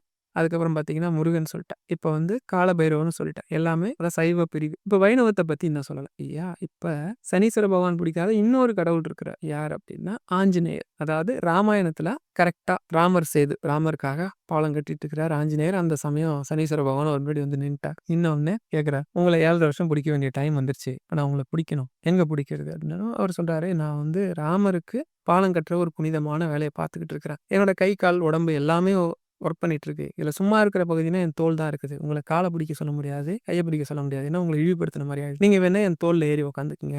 ஆனா நான் ராமருக்கு முக்கியமான பணி பண்ணிட்டு இருக்கிறதால கொஞ்சம் நேரம் குடுக்க முடியுமான்னு கேட்டா, அவர் முடியாது. என் கடமையிலேருந்து தவற முடியாது. நான் ரொம்ப ஸ்ட்ரெய்ட் ஃபார்வர்டான ஆளு அப்படின்ட்டாரு. அப்படியா? நான் இவ்வளோ சொல்லி நீங்க கேட்கலையா? சரி வேணா தோள்ல ஏறி உட்காந்துக்குங்க அப்படின்னு சொல்லிட்டு, இவரு தோள்ல ஏறி உட்காந்ததும், நான் இவ்வளோ தூரம் சொல்றேன். நீ மறுபடியும் வந்து தோள்ல ஏறி உட்காருயான்னு சொல்லி ஆஞ்சநேயர பத்தி தான் தெரியுமே. வாயு பகவான். அவர்கிட்ட இல்லாத பவரே கிடையாது. அவரால முடியாததே கிடையாது. உடனே என்ன பண்றாரு, சரி அப்படின்னு சொல்லிட்டு இதுவரைக்கும் சின்ன சின்ன பாறையா பேத்து தன்னோட தோள்ல வச்சுட்டு வந்துட்டு இருந்தவரு, நான் இவ்வளோ சொல்லி நீங்க கேட்கலையான்னு சொல்லிட்டு ஒரு பெரிய மலை பாதிய பொளந்து அப்படியே தூக்கி தன்னோட தோள்ல வச்சதும், இப்ப அவர் மாரி இவரு பலசாலியா அப்படின்னு நமக்கு தெரியல இல்லையா? சனீஸ்வர பகவான் வந்து அந்த அளவுக்கு வெயிட்ட தாங்கக்கூடியவரா அப்படின்னா முடியாது. தூக்கி வச்சதும் தோள் மேல இருக்கிற சனீஸ்வர பகவானால வெயிட்ட தாங்க முடியல. ஐயோ! அப்பா என்ன இவ்வளோ வெயிட்டா இருக்கு. சீக்கிரம் சீக்கிரம் போங்க, சீக்கிரம் போங்கன்னதும் கரெக்ட்டா அவரு வேணும்னே பொறுமையா நடந்து வந்து அந்த பாறைய ராமர் பாலம் கட்டுற இடத்துல போட்டாராம். போட்டவுடனே டக்குன்னு மேல இருந்து கீழ குதிச்சு சனீஸ்வர பகவான், "என்னங்க நீங்க இவ்வளோ பெரிய பாறைய தூக்கி என் மேல வச்சுட்டீங்க. நான் எப்படி தாங்குறது?" அப்படின்னதும், "இல்ல நான் வேலை பார்த்துட்டு இருக்கேன்னு சொன்னேன். நீங்க தான் கேட்கல." அப்படின்னதும், "இல்ல இல்ல இது சரிப்பட்டு வராது. வேற எங்கேயாவது இடம் கொடுங்கன்னு." வேற எங்கேயும் குடுக்கறதுக்கு முடியாது. நீங்க வந்து இங்க தான் இருக்கணும் அப்படின்னா, முடியாது அப்படின்றா. நான் என்னால உங்க தோள்லயும் உட்கார முடியல. உங்கள குடிக்காமயும் இருக்க முடியல. என்ன பண்றது எனக்கே ஒண்ணும் தெரியல அப்படின்னது. அப்ப வந்து ஆஞ்சநேயர் சொன்னாராம், தெரிஞ்சோ தெரியாமலோ பெரிய பாறைய நீங்க வந்து என் தோள் மேல உட்கார்ந்து சுமந்துட்டு வந்துட்டீங்க. இது புண்ணிய பலனா உங்களுக்கு வந்து எந்த காலத்திலயும் ராமருக்கு உதவுனார் சனீஸ்வர பகவான் ஒரு பேரும் இருக்கு, பெரும் புண்ணியமும் இருக்கு. அந்த புண்ணியம் கரையாத புண்ணியம். அது பலனா உங்களுக்கு நல்லது மட்டுமே நடக்கும். இதையும் மீறி நீங்க என்ன பிடிக்கணும்னு நினைச்சீங்கன்னா கொஞ்சம் அவகாசம் இருந்தாலும், இப்படி ஒரு பெரும் புண்ணியத்த நீங்க எனக்கு குடுத்துட்டீங்க. அந்த பெரும் புண்ணிய பலனா அது கொஞ்சம் பெருசா வரும். இருந்தாலும் ரொம்ப பெரிய பதிவாயிடுச்சுங்கிறதுக்காக சுருக்கிட்டேன். தப்பா நினைச்சுக்காதீங்க. புண்ணிய பலன் காரணமா உங்களுக்கு நான் ஏதாவது கேட்கிறத குடுக்குறேன் அப்படின்னு சொல்லி ஆஞ்சநேயர் கிட்ட சொல்றாரு. அப்ப ஆஞ்சநேயர் சொன்னாரு, என்ன நம்பி இருக்கிறவங்கள, என்ன வழிபடுறவங்கள, ராமநாமம் சொல்றவங்கள எந்த காலத்திலயும் தொந்தரவு பண்ணக்கூடாது அப்படின்னு. அப்படியே ஆகட்டும் அப்படின்னு சொல்லி அவர்கிட்ட ரொம்ப நன்றி சொல்லிட்டு போவா. ஏன்னா பெரும் புண்ணிய பலன் கிடைச்சிருக்கு. ராமருக்கு பாலம் கட்டுறதுன்னா என்ன சாதாரண விஷயமா? அது மாபெரும் புண்ணியம். இந்த உலகத்துக்கே மாபெரும் புண்ணியம்னு சொல்லுவாங்க. உலகத்தையே ஈடாகுறதா விட அந்த புண்ணிய பலனுக்கு ஈடாகாது அப்படின்னு சொல்லுவாங்க. அப்படி இருக்கிறவங்க பெருமாள் வழிபாடு பண்றேன் சார் என்ன பண்ணுங்க? தினமும் உட்காந்து ராமநாமம் சொல்லணும். ஆஞ்சநேயரை போய் பாருங்க. பெருமாளை பாருங்க போதும். சனீஸ்வர பகவான் உங்கள பார்த்து பயப்படுவாரு. ஐயையோ! ராமநாமம் சொல்ற ஆளா? விட்டு. ராமநாமம் சொன்னா இது நடக்குமா சார்? அது நடக்குமா சார்? எத்தனையோ பதிவு ராமநாமம் பத்தி போட்டிருக்கிறேன். ஒரு சகோதரி கூட போட்டிருந்தேன். உண்மையிலே ராமநாமம் பத்தி எனக்கு தெரியாது. நீங்க சொல்லி தான் நான் நம்பினேன். 1,00,00,000% உண்மை. நான் ஒரு வேலை கேட்டிருந்தேன். முயற்சி பண்ணிட்டு இருந்தேன். நேத்து வந்து நான் ராமநாமம் சொல்லிட்டு இருந்தேன். இன்னைக்கு காலையில எனக்கு வேலைக்கு வர சொல்லிட்டாங்க அப்படின்னு சொல்லியிருந்தாங்க. ரொம்ப சந்தோஷம். எனக்கு வந்து நம்ம ஒரு விஷயம் பண்றோம். அதனால ஒருத்தங்களுக்கு பலன் அடையுதுன்னா, அத விட பெரிய சந்தோஷம் என்ன இருக்க முடியும்? ரொம்ப சந்தோஷம். அது மாரி சனி பகவான் இல்ல. எந்த தோஷமும் உங்கள நெருங்காம இருக்கிறதுக்கு ராமநாமம் ரொம்ப எளிமையானது. எல்லா மந்திரங்களையும் ஒரு மிக்ஸியில போட்டு அடிச்சு, ஜூஸா கரைச்சு உங்க கையில குடுத்து குடிங்கன்னு சொன்னா எப்படி இருக்குமோ, அதே மாரி எல்லா மந்திரங்களையும் ஒரே மிக்ஸியில போட்டு அடிச்ச பலன தரக்கூடியது ராமநாமம். எல்லா மந்திரத்தையும் சொன்ன பலன குடுக்கும். இதுக்கு தீட்சை வாங்க வேண்டாம். மந்திர உபதேசம் வாங்க வேண்டாம். குருமார்கள் மூலமா வாங்க வேண்டாம். நீங்க நேரடியாவே சொல்லலாம். விநாயகர மனசுல நெனச்சுக்கிட்டோ, இல்ல பெருமாள நெனச்சுக்கிட்டோ, இல்ல ஆஞ்சநேயரே குருவா நெனச்சுக்கிட்டோ, நீங்க வந்து ராமநாமம் தாராளமா கடைசியா ஒரு வழிபாடு. ரொம்ப எளிமையான விஷயத்த சொல்றேன். என்ன அப்டின்னா, அம்பாள் வழிபாடு. அம்பாளுக்கு இருக்கிற மந்திரங்கள்லயே உயர்வானது, அம்பாள் வழிபாட்டிலே ரொம்ப வசத்தியானது, லலிதா சகஸ்ரநாமம் சொல்றது. அன்னை லலிதாம்பிகை அத்தனை ரூபமா இருக்கா, அவளுக்குள்ளேயே மும்மூர்த்திகள் பிரம்மா, விஷ்ணு, சிவன் கூட அடக்கம் அப்படின்னு சொல்லுவாங்க. அந்த லலிதாம்பிகையோட புகழ வந்து யாரு சொல்லியிருப்பார் அப்படின்னா, ஹயக்கிரீவர் வந்து அகத்தியருக்கு உபதேசம் பண்ணதா சொல்லுவாங்க. இந்த லலிதாம்பிகையோட அந்த லலிதா சகஸ்ரநாமம் நாமம் சொன்னா இந்த உலகத்துல கிடைக்காத விஷயமே இல்ல அப்படின்னு சொல்லுவாங்க. பெண்கள் வந்து வெள்ளி செவ்வாய்கள்ல அம்மன் கோயிலுக்கு போகும்போது லலிதா சகஸ்ரநாமம் யூடியூப்ல நிறைய இருக்கு. நீங்க கேட்கலாம். இல்ல சார் எனக்கு வரல. கொஞ்சம் சிரமமா இருக்குது அப்படின்னா, அதுக்கு எளிமையா ஒரு வழி சொல்லியிருக்காங்க பெரியவா. லலிதா சப்த நாமாவளி 7 நாமங்கள். லலிதா சகஸ்ரநாமத்துல இருக்கக்கூடிய 7 நாமங்கள். அந்த முழு பலனையும் சொல்லக்கூடிய 7 நாமங்கள் இருக்குது. அத நம்ம சொன்னாலே லலிதா சகஸ்ரநாமம் சொன்னா முழு பலனும் நமக்கு கிடைக்கும்னு சொல்லியிருக்காங்க. ஓம் ஸ்ரீ மாத்ரே நமக.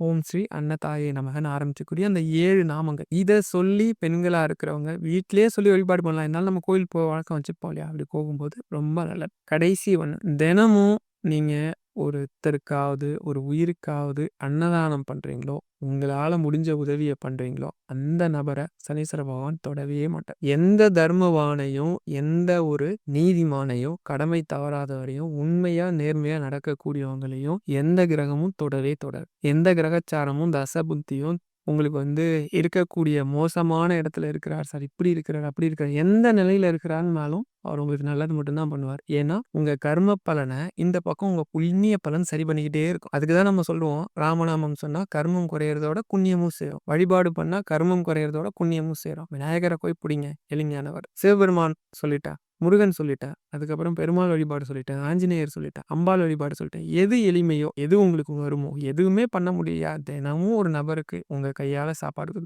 தினமும் ஒரே ஒரு நபர் கொடுங்க. அன்னதானத்துக்கு மிஞ்சின தானமே கிடையாது. இப்படி கொடுத்தீங்கன்னா எந்த கிரக தோஷமும் உங்க முன்னாடி கொஞ்சம் பயப்படும். நம்மள தேடி வரத்துக்கு பயப்படும். ஏன்னா, நீங்க நினைக்கலாம், ஒரு தானம் எப்படி நம்மள காப்பாத்தும்? தானம் நம்மளோட நம்மளோட ஆன்மா. நம்மளோட ஆன்மா இருக்கு இல்லையா? இந்த ஆன்மாவ சுத்தி ஒரு ஒளிவட்டமா இருந்து இந்த ஆன்மாவ நெருங்கவே முடியாதாம். இப்ப கிரகம்னா நம்ம எங்கேயோ நினைச்சிட்டு இருக்கோம். மேலேருந்து ஏதோ ஒரு பவர் நம்ம உடம்புக்குள்ள பூந்துரும். இல்ல ஒரு பவர் நமக்கு முன்னாடி ஒரு இதா மாறிடும். அப்படிலாம் கிடையாது. நம்மளோட எண்ணமும் செயலும் தான் மாறுபடும். உதாரணத்துக்கு நம்ம வண்டியில போயிட்டு இருக்கோம். நமக்கு நல்லா வண்டி ஓட்ட தெரியும். பக்கத்துல இருக்கோம். வேணுமே நமக்கு வம்பு இழுக்கிற மாதிரி வண்டி ஓட்டுறான். இல்ல வேணுமே நம்மள வெறுப்பேத்துற மாதிரி ரேஸ் பண்ணி வண்டி ஓட்டுறான்னு நமக்கு என்ன தெரியுமா ஆகும்? நம்மளோட தன்மானம் தூண்டக்கூடும். நான் எவ்வளவு பெரிய டிரைவர் தெரியுமாடா? எத்தனை வருஷமா வண்டி ஓட்டுறேன். சின்ன பையன் நான், நீ இப்போ ஓட்டி காட்டுறேன்டா அப்படின்னு சொல்லி நம்ம என்ன பண்ணுவோம்? ஆக்சிலேட்டரை கொடுப்போம். வண்டி 100ல போகும், 120ல போகும். எய்த்தாப்புல பார்த்தா நம்ம பழக்கமா வர ரோடு தான். நமக்கு தெரியும் அங்க பேரிகார்டரோ இல்ல ஒரு ஸ்பீட் பிரேக்கரோ இருக்கணும். ஆனா நம்ம என்ன பண்ணிட்டோம்? நம்ம தன்மானம், நம்மளோட முன்கோபம் தூண்டப்படுது. நம்ம உணர்ச்சி வசப்பட்டு நம்ம என்ன பண்றோம்? வேகமா வந்துட்டு நேரா ஸ்பீட் பிரேக்ல இடிச்சு கீழே வந்துரும். கீழே வந்துட்டு நம்ம உடனே போய் ஜோதிடர் பார்த்தோன்னே ஜோதிடர் சொல்லுவார், சார் உங்களுக்கு சனி இங்க இருக்குது, அதான் பிரச்சனை. இப்ப சனி பகவானா அங்க ஸ்பீட் பிரேக் போட்டாரு, சனி பகவானா பேரிகார்டர் கொண்டு வந்து வச்சாரு. நம்மளோட எண்ணமும் நம்மளோட முன் யோசனை இல்லாத, நிதானம் இல்லாத செயலும் தான் இதுக்கு காரணம். நாம மந்திரம் சொல்லும் போதோ இல்ல வழிபாடு பண்ணும் போதோ தான தர்மங்கள் பண்ணும் போதோ இது சரியா வேலை செய்யும். அவ்வளவுதான். நமக்கு அவனை பார்த்தோன்னே, தம்பி உன்ன மாதிரி பல பேரை நான் பார்த்துட்டேன், இது வேண்டாத வேலை, நீ போறதுனா போ ராஜா அப்படின்னு நம்ம நிதானமா இருப்போம். இந்த நிதானம் எங்கிருந்து கிடைக்குது? ஒரு வழிபாட்டிலேயோ, மந்திரத்திலேயோ, ஒரு தானத்திலேயோ, தர்மத்திலேயோ இந்த எண்ணம் சரிவர இயங்குது. உணர்ச்சி வசப்படாம, அப்படியே பதட்டப்படாம, நிதானமா செயல். அந்த சக்தி நமக்கு இங்கேருந்து கிடைக்கும். அவ்வளவுதான். என் கிரகம்ன்றதும் அவர் எங்கிருந்தோ நமக்கு ஒரு கெடுதல்